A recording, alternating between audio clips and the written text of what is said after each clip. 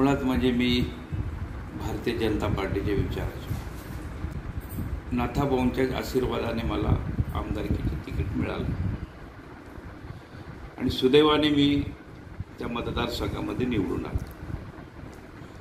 माझ्या 5 वर्षाच्या कार्यकाळामध्ये मी 65 ग्रामपंचायती, 2 नगर परिषदा या मतदारसंघामध्ये भाजप पक्षाच्या निवडून आणल्या आणि माझ्या कार्यकाळामध्ये कमीत कमी 725 कोटीचा निधी विकासाचा या मतदारसंघामध्ये आणला. ही एक नवीन रेकॉर्ड आहे. आजपर्यंत कोणत्याही आमदारांनी एवढा मोठा निधी आणलेला नव्हता.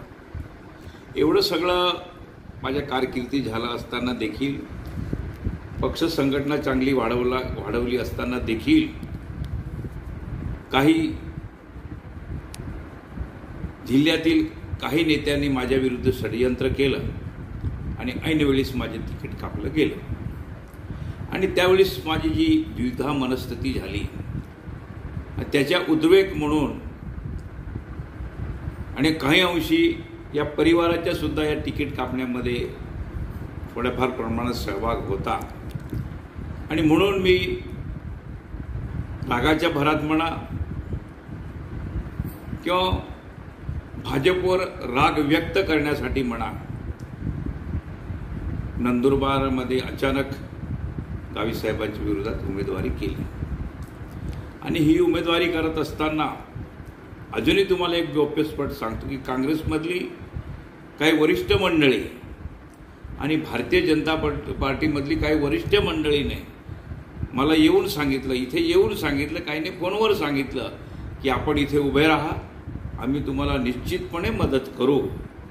आणि म्हणून मी ती उमेदवारी केली. काँग्रेसचे काही नेते जरी काँग्रेसला सोडून गेले असले तरी काँग्रेसचा विचार हा जनमानसामध्ये होता, नेत्यांमध्ये होता, कार्यकर्त्यांमध्ये होता आणि त्याचे परिणाम म्हणून मला 90 दिवसामध्ये 51,000 ते 52,000 मतं मिळाली. एक चांगला यशस्वी प्रयत्न मी तिथे निवडण्यासाठी केला. निवडणुकीनंतर लगेचच परत जिल्हा परिषद आणि पंचायत समितीच्या निवडणुका लागल्या आणि त्या निवडणुकीमध्ये जे जिल्हा नेतृत्व होतं त्याच्या व्यतिरिक्त आणखी एक दुसऱ्या नंबरचे जे नेतृत्व या काँग्रेसमध्ये होतं, त्या नेतृत्वाने मला विश्वासात घेतलं नाही. निवडणूक प्रक्रियेत असतील किंवा तिकीट वाटपाच्या प्रक्रियेत असतील, मला कुठल्याही निर्णय प्रक्रियेमध्ये सहभागी करून घेतलं नाही. तर थोडं माझी मानसिकता बदलली आणि आपण असं विचार केलं की आता आपण राजकारण सोडावं, आता काही मजा नाही राहिली, आता राजकारण सोडावं. परंतु माझे जे गुरु आहे, माझे जे नेते आहे राजकीय, त्यांना मी भेटण्यासाठी नेहमी मी मुक्ताईनगरला जात असतो आणि असंच मी भेटायला गेलो असताना त्यांना सांगितलं की साहेब, काँग्रेसचे लोक मला मान सन्मान देत नाही, मला विश्वासात घेत नाही, निर्णय प्रक्रियेमध्ये सहभागी करून घेत नाही, तर काय करायला पाहिजे मी? तर म्हणे काही दिवस तू थांब तिथंच. पहिल्यांदा विचारलं तेव्हा उत्तर दिलं, दुसऱ्यांदा परत गेलं तेव्हा विचारलं तेव्हा ते बोलले की अजून 15-20 दिवस थांब, माझ्यासुद्धा निर्णय होण्याची शक्यता आहे, आपण दोघे एकत्र निर्णय घेऊ असंही त्यांनी सांगितलं. परत त्यांच्या वाढदिवसाला मी तिसऱ्यांदा गेलो आणि म्हटलं साहेब, आता मला काही राहावलं जात नाही, आपण फार मोठे नेते आहात, आपली कुठेही वर्णी लागू शकते, पण तुमच्या या शिष्याला नंदुरबारची राजकीय परिस्थिती वेगळी, भौगोलिक परिस्थिती वेगळी, सामाजिक परिस्थिती वेगळी, याच्यातून मला मार्ग काढायचे असेल तर मला लवकर कुठल्या तरी पक्षामध्ये गेलं पाहिजे. मग ती शिवसेना असो की मग राष्ट्रवादी काँग्रेस असो, तर मी काय करायला पाहिजे, मी कुठल्या पक्षात गेलं पाहिजे साहेब, मला सल्ला द्या.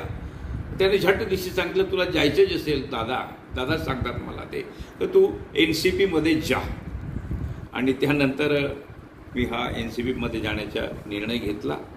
त्यांनीच वरच्या लेवलला सांगितलं की उदयसिंग पाडवी एक चांगला आमदार म्हणून काम केलेलं आहे, चांगला कार्यकर्ता आहे आणि एक आदिवासी समाजामध्ये त्यांचं चांगलं, साऊथ समाजामध्ये सुद्धा त्यांचं चांगलं वजन आहे, वर्चस्व आहे आणि त्यांच्या संबंध आहे, तर त्यांना तुम्ही NCPमध्ये घ्या त्यांना. आणि त्याप्रमाणे वरून हालचाली झाली आणि मागच्या सप्टेंबर महिन्यामध्येच मी राष्ट्रवादीमध्ये प्रवेश केला. आता राष्ट्रवादीमध्ये प्रवेश केल्यानंतर मी परत साहेबांकडे गेलो. साहेब, मी तर गेलो आता, पण राजकारणामध्ये यशस्वी होण्यासाठी कोणीतरी गॉडफादर लागतो. मला गॉडफादर अजून तिथे तसं अजून मिळेलच किंवा आहे असं मला वाटत नाही. तर काही चिंता करू नको. मी सुद्धा काही दिवसांनी आता राष्ट्रवादीमध्ये प्रवेश करणार आहेच. जसा तुझ्यावर अन्याय झाला भाजपकडून, त्याहीपेक्षा माझ्यावर फार मोठा अन्याय भारतीय जनता पार्टीच्या नेत्याकडून झालेला आहे आणि मला सुद्धा इथे घुसमटतं आहे. म्हणून मी सुद्धा राष्ट्रवादीमध्ये प्रवेश करणार आहे. माझ्या प्रवेशात 100% ठरलेला आहे. तू काही काळजी करायची नाही. आणि नंतर मग ते शरद पवार साहेबांना भेटायला मुंबईला गेले. मुंबईला ते भेटले आणि त्यानंतर ते परत मुक्ताईनगरला आले. त्याच्या दुसऱ्याच दिवशी म्हणजे मागच्या सोमवारी मी त्यांना भेटलो. म्हटलं, साहेब, आपण मुंबईला जाऊन आलात. पवार साहेबांशी आपली चर्चासुद्धा झाली. तर काय गुड न्यूज आपल्याकडे काय आहे का? तर म्हणे चर्चा झाली, सकारात्मक चर्चा झाली, सर्व बाजूने चर्चा झाली. काही अटी शर्ती होत्या त्यासुद्धा माझ्या त्यांनी समाधानकारक त्यांना उत्तर दिलं. त्यांना सुद्धा मला न्याय मिळण्याची शक्यता आहे आणि मी निश्चितपणे येणाऱ्या 8 दिवसामध्ये कुठल्याही परिस्थितीमध्ये राष्ट्रवादीमध्ये प्रवेश करतो आहे. नाथाभाऊ म्हटलं म्हणजे एक खान्देशचं वेगळं नेतृत्व त्यांच्याकडे बघितलं जातं. ज्या दृष्टीने अवघ्या खान्देशमध्ये भाजपचा पाया त्यांच्या दृष्टीने रोवला गेलेला आहे, त्यांच्या पावलावर पाऊल ठेवून अवघे भाजपवासी त्यांना मानतात आणि आजही त्यांना त्याच दृष्टीने बघतात की नेता ज्या बाजूला जाईल त्या बाजूने जनता जाते. परंतु त्यांच्यासोबत असे काही नेते जाण्याची अजून काही शक्यता वर्तवली जाते. जसं धुळे नंदुरबार जिल्ह्यातले बरेचसे मातब्बर नेते आहेत जे भाजपमध्ये अजूनही अपमानाच्या दडपणाखाली राहत आहेत. वरिष्ठ नेत्यांच्या दडपणाखाली ते आज नंदुरबार जिल्ह्यात वावरत आहेत. अशा काही नेत्यांची नावं त्यांच्या पाठोपाठ येण्याची काही शक्यता आहे का? नाही, तसं आज तरी मी काही सांगू शकत नाही. परंतु निश्चितपणे काही व्यावसायिक असतील, काही राजकीय नेते असतील, काही माजी लोकप्रतिनिधी आहे, ते स्वतः साहेबांकडे भेटले. त्यांनी त्या बाबतीत चर्चा केलेली आहे. जोपर्यंत साहेबांचा प्रवेश होत नाही तोपर्यंत ही मंडळी अजूनही राष्ट्रवादीमध्ये जाणार नाही. एकदा साहेबांचा प्रवेश झाला की या उत्तर महाराष्ट्रातील फार मोठ्या संख्येने जी मंडळी आहे, मग ते माजी आमदार असो, खासदार असो, हे सुद्धा साहेबांबरोबर जाण्याच्या दृष्टीने तयारीला लागले आहे. कारण साहेबांवर त्यांचा विश्वास आहे. साहेब हे नुसतेच महाराष्ट्राचे नेते नसून ते लोकनेते आहे आणि हा विश्वास या भागातील सर्व जनतेला माहीत आहे. म्हणून निश्चितपणे फार मोठ्या प्रमाणात प्रवेश या पक्षामध्ये करतील. नंदुरबार जिल्ह्यामध्ये असे बरेचसे भाजपचे काही नेते आहेत की ज्यांच्यावर मोठ्या प्रमाणावर भाजपने अन्याय केलेला आहे. माझी उदाहरण घेतलं तर नरेंद्र पाडवीसुद्धा आहेत. तेही विचलित भूमिकेमध्ये मागच्या पंचवार्षिकमध्ये त्यांनी अपक्ष उमेदवारी या ठिकाणी केलेली होती. त्यांनाही भाजपतर्फे उमेदवारी नाकारली होती. त्याचसोबत जिल्हा परिषदेचे माजी सदस्य नागेश पाडवी यांना देखील अपक्ष उमेदवारी पक्षाने न दिल्यामुळे करावी लागली होती. अशा काही नेत्यांचा समावेश होण्याची काही शक्यता वाटते का नाथाभाऊंच्या राष्ट्रवादीमध्ये जाण्याने? जसं डॉक्टर सुहास नटावकर देखील त्या रांगेमध्ये आहे, कोरसिंग ओळवी आहेत नंदुरबार जिल्ह्यातले. काय वाटतं तुम्हाला त्यांच्या बाबतीत? या जिल्ह्यामध्ये खरं पाहिलं तर भाजपच्या हिंदुत्वाचा विचार घेऊन जे 7-8 वेळा लढले ते कुंवरसिंग दादा असतील, सुहास नटावकर असतील, नंतर नरेंद्र पाडवी यांनी आमदारकी लढली. आमदारकीनंतर त्यांना तिकीट दिलं गेलं पाहिजे होतं, ते दिलं गेलं. परत त्यांचे पुनर्वसन जे व्हायला पाहिजे होतं ते झालं नाही.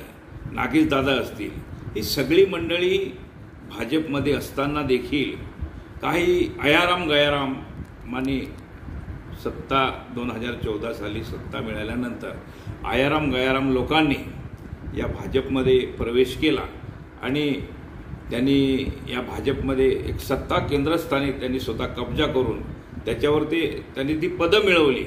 आणि ते आल्यानंतर जे काही जुनी मंडळी होती भाजप विचारसरणीची, हिंदुत्व विचारसरणीची, त्यांना ऑटोमॅटिक बाजूला सारण्यात आलं की परत या लोकांनी आपल्याला त्रास देऊ नये, आपल्याकडे जी पदं आहे ती परत आपल्याकडून काढली जाऊ नये यासाठी सतत त्या लोकांनी वरच्या लेवलला दिशाभूल करून भाजप जवळजवळ या नंदुरबार जिल्ह्यामध्ये संपुष्टात आणण्याचा प्रयत्न झालेला आहे. आपल्या नंदुरबार जिल्ह्यातून कुठल्या नेत्यांची जाण्याची आपल्या मार्फत शक्यता वाटते आहे? आता तसे पाहिले तर याच्यामध्ये काँग्रेसमध्येही काही मंडळी आहे मोठी, भारतीय जनता पार्टीमध्ये काही मंडळी आहे मोठी, ती सगळी मंडळी धुळ्यामध्ये सुद्धा शरद पाटील साहेब आहे आपले माजी आमदार, ते सुद्धा नाथाभाऊंना भेटून आले. मध्यंतरी ते जयंतराव पाटील साहेबांना सुद्धा भेटून आले. ते सुद्धा जाण्याची शक्यता आहे. आणि नाथाभाऊ असा एक मोठा नेता आहे की त्याने ज्या दिवशी प्रवेश करतील त्या दिवशी या उत्तर महाराष्ट्रामध्ये फार मोठा भूकंप राजकीय झाल्याशिवाय राहणार नाही.